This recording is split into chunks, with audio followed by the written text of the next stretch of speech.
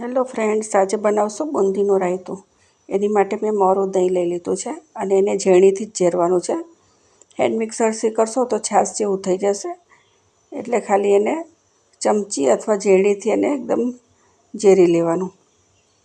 હવે આપણે એની અંદર મસાલો કરી દઈએ. ચાટ મસાલો નાખવાનો છે. ખાંડ, દહીં કેવું ખાટું મોરું છે એની પર નક્કી કરવાનું. ખાંડ નાખીને એમાં ચાટ મસાલો, દળેલું જીરું અને સંચર પાવડર અને થોડુંક મીઠું નાખવાનું છે. શેકેલું જીરું છે, સંચળ અને મીઠું નાખી દઈએ.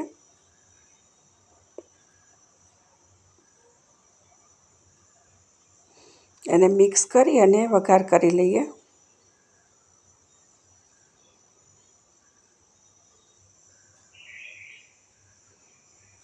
વઘાર ઘીમાં કરવાનો છે.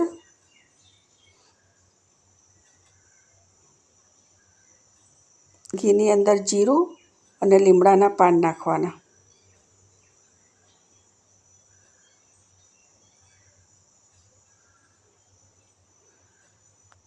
હવે એક સરસ મિક્સ કરી અને બુંદી નાખી દઈએ. બુંદીનો મેં જે આગળનો વિડીયો બનાવ્યો હતો એ જ છે ઘરે બનાવેલી બુંદી. તમે તીખું જમતા હોય તો ઉપરથી લાલ મરચું નાખવાનું.